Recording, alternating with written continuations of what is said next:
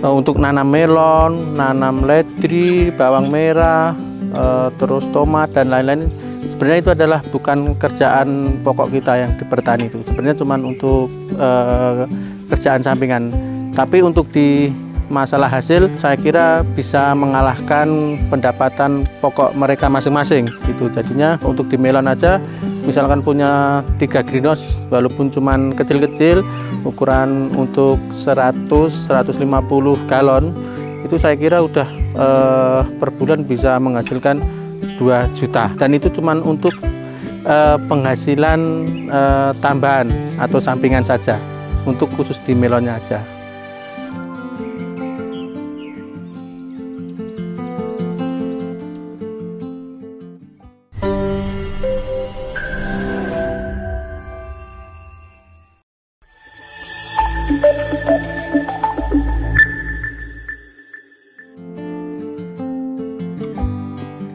Selamat pagi warga Taniling TV. Perkenalkan, nama saya Trima Divyono di Tambakrejo, Semanu Gunung Kidul.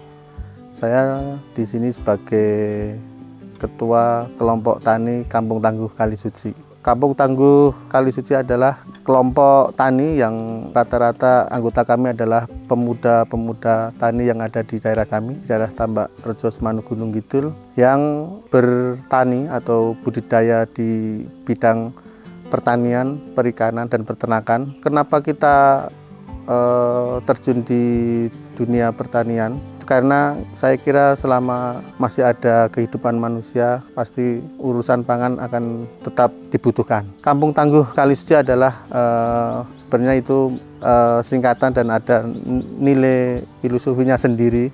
Itu Kampung Tangguh adalah kalau kampungnya itu kawasan masyarakat petani unggulan. Tangguhnya diharapkan dengan jalan pertanian itu bisa tangguh secara ekonomi, sosial, budaya, dan religi. Kampung Tangguh ada beberapa atau mempunyai beberapa program. Ada paling nggak ada 3 program, yaitu satu itu Gempur, Gerakan Mandiri Dapur.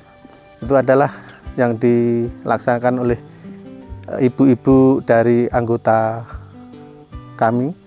Yang kedua adalah program kami adalah Sergap, itu untuk skala bisnisnya, yaitu kalau Sergap itu 1000 galon pertanian. Itu target masing-masing anggota yang laki-laki harus mempunyai minimal 1000 galon pertanian. Terus untuk di pemanfaatan limbah, kita namanya Galeri, Gerakan Air Limbah Leri. Tadinya limbah leri yang dibuang oleh ibu-ibu di sini tidak boleh dibuang di pauan atau di tempat sampah ataupun dibuang sembarangan. Kita harus tampung di salah satu tempat, biasanya di galon-galon bekas itu. Tujuannya adalah untuk membuat pupuk organik kita, karena di sini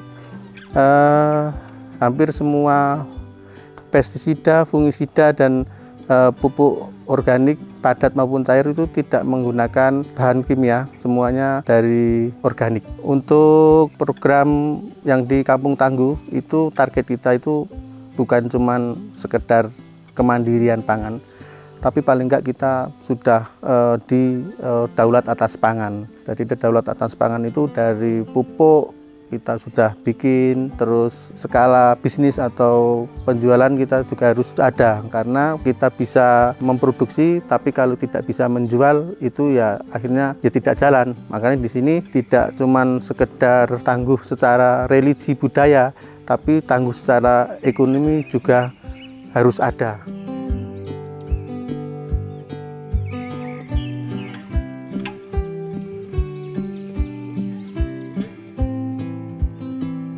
Bingung mau jual produk atau jasa pertanian? Download aplikasi Taniling. Jual produk atau jasa lewat Agriplaza Taniling. Posting produkmu sekarang dan maksimalkan keuntungannya. Jadi, tunggu apa lagi? Download aplikasi Taniling sekarang.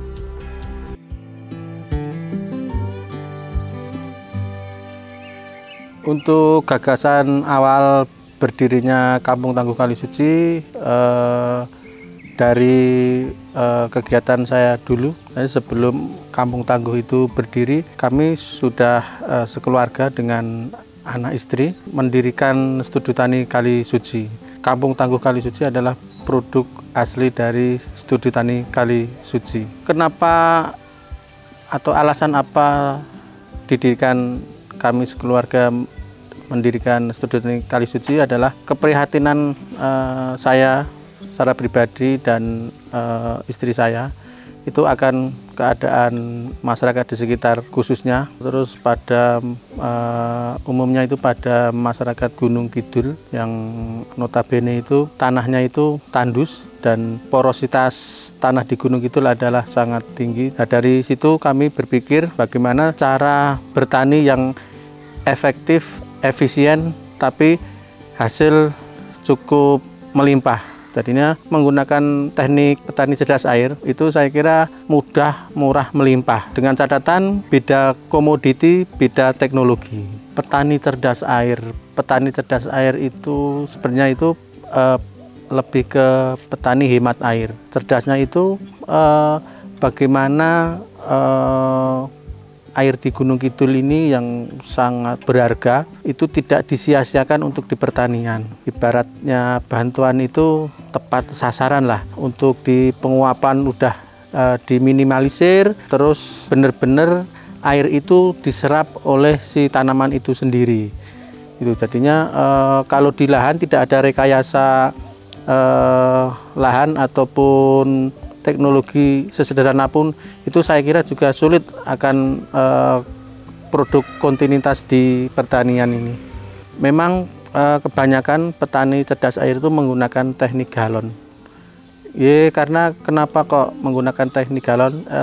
Seperti saya bilang di awal tadi, menggunakan teknik galon petani cerdas air itu bahannya itu murah, karena dari barang bekas, murah, mudah pembuatannya, kita sangat mudah sekali. Tidak begitu ribet itu. Melimpah dengan menggunakan galon itu saya kira hasilnya cukup melimpah, bisa untuk bawang merah, loncang, ledri, bahkan dengan galon itu untuk nanam melon hasilnya cukup memuaskan. Makanya saya memilih galon itu karena fungsi galon itu untuk menampung air. Jadinya tekniknya itu bukan untuk pot, tapi kita rekayasa sehingga sedemikian sehingga teknik itu sesuai akan nama kita, yaitu petani cerdas air. Dengan menggunakan teknik galon itu intinya kayak sistem kerjanya itu kayak sistem kapiler lah. Ada menggunakan kain flanel, ada sumbunya ada 4 gitu. Terus ada lubang pernapasan untuk di akar kayak gitu itu. Terus untuk media dan pupuk itu saya kira juga sangat tidak begitu berlebihan. Sudah diukur dengan takaran segini bisa menghasilkan melon sekian gitu. Dan dengan sistem itulah kami nama petani cerdas air, karena hemat akan air sesuai keadaan di Gunung Kidul lah. Mengatakan di Gunung Kidul ini, bagi yang belum paham akan Gunung Kidul, silakan datang berkunjung di Gunung Kidul. Waktu di musim kemarau bagaimana ekstrimnya cuaca di Gunung Kidul. Di sini tuh kalau di Gunung Kidul itu batu bertanah, jadinya antara batu dan tanah itu banyak batunya. Kalau yang lain mungkin tanah berbatu, kalau di Gunung Kidul itu istilahnya itu batu bertanah.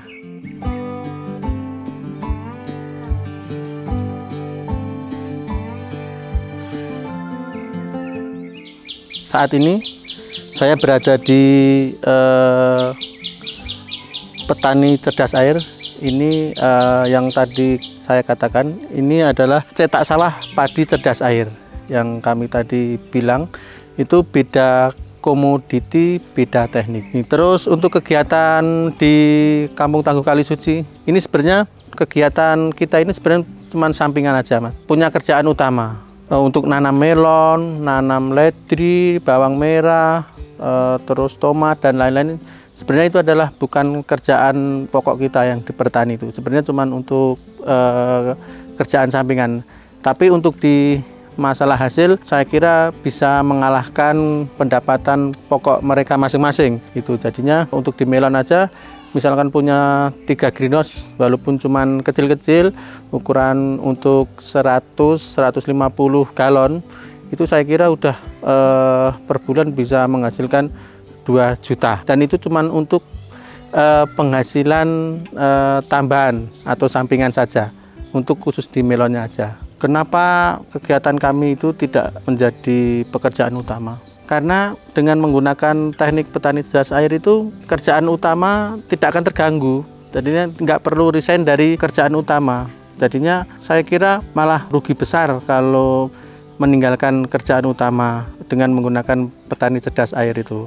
Tapi kalau suatu saat mungkin kita sudah kewalahan dan harus berhenti dari pekerjaan utama, mungkin akan kita lakukan. Tapi untuk saat ini mempunyai 3 greenhouse, ukuran 1 greenhouse untuk green melon 100 sampai 150 gitu, saya kira belum waktunya untuk resign dari kerjaan utama. Saya kira untuk penjualan dari hasil pertanian kita itu saya kira nggak sulit, walaupun cuma sedikit.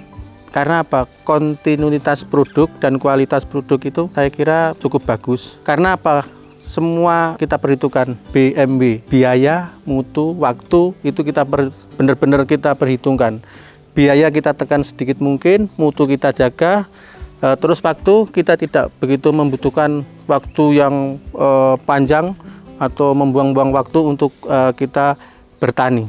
Tuh, jadinya salah satu kunci kita untuk penjualan tidak kesulitan itu yaitu kontinuitas produk dari pertanian kita, saya kira cukup kontinu. Untuk penjualan kita memang satu pintu, semua lewat Studio Tani Kalisuci gitu. Jadinya enaknya itu ibaratnya sudah ada tempat untuk jual belinya itu. Dan ini orang kita beli benih misalkan online yang memfasilitasi dulu atau lewat Studio Tani. Kalau penjualan ya pasti pembeli itu juga lewat Studio Tani Kalisuci.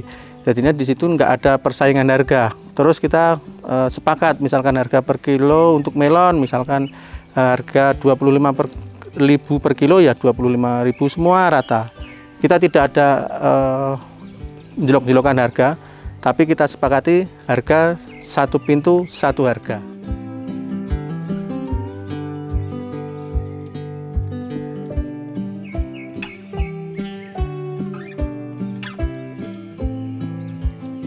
Assalamualaikum, nama saya Utami. Saya anggota dari Kampung Tangguh. Dulunya saya ibu rumah tangga, terus mencoba menanam sayuran, cabai, terong, seledri, tapi pakai polybag. Kok setiap hari itu nyiram terus. Terus itu ada Pak Wi Gerakan Galonesia itu, saya kepingin. Yang pertama itu karena hemat air, yang kedua panennya lebih melimpah, yang ketiga itu harganya jauh lebih baik dari yang pakai polybag. Saya mengikuti Kampung Tangguh ini secara ekonomi sangat bermanfaat sekali untuk biaya sehari-hari, untuk jajan anak sekolah, ya untuk semuanya.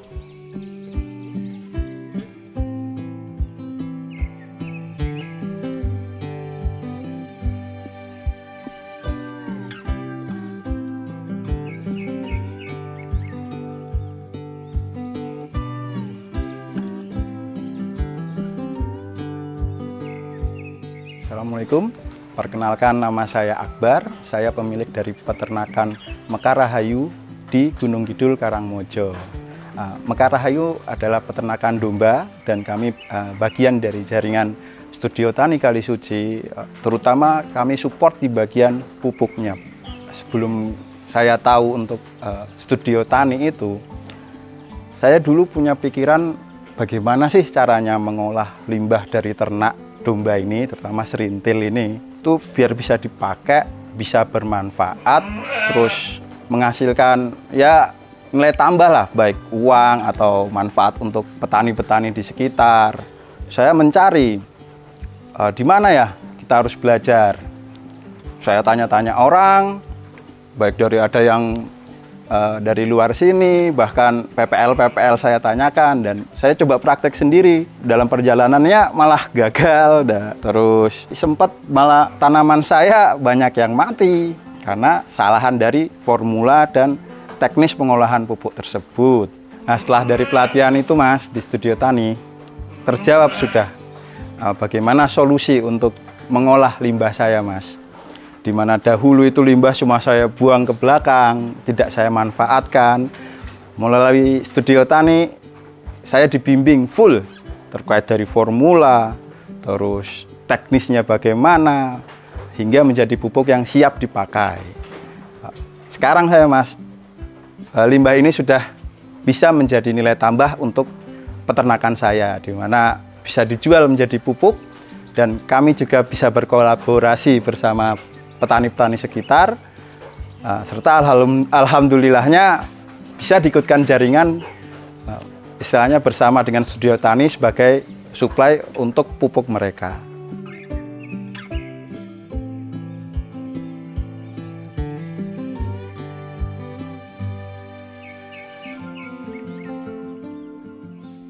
Saya rasakan untuk perjuangan membangun kelompok tani Kampung Tangguh Kalisuci itu tidak mudah Mas, dan cukup berat tantangannya itu.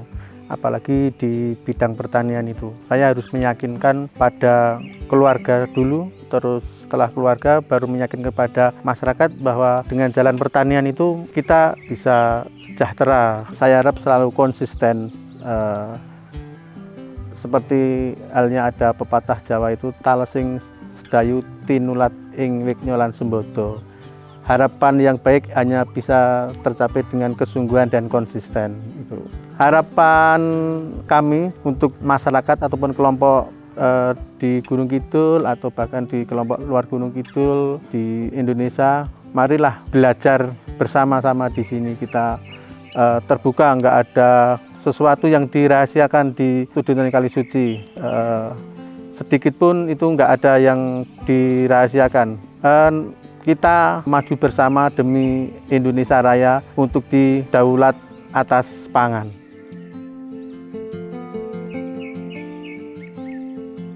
Sebelum video kami tutup, terima kasih kami ucapkan secara pribadi maupun secara keluarga besar Kampung Tangguh Kalisuci. Kami ucapkan terima kasih kepada semua jajaran, elemen, dan masyarakat, baik yang anggota, tokoh-tokoh masyarakat, pengurus kampung. Kami ucapkan terima kasih banyak-banyaknya atas dukungan kegiatan Kampung Tangguh Kalisuci. Terus kami tidak lupa pula kami ucapkan kepada Taniling TV dengan mensupport full kegiatan pada hari ini. Salam Taniling TV, bisnis agri tak pernah mati. Merdeka, merdeka, merdeka.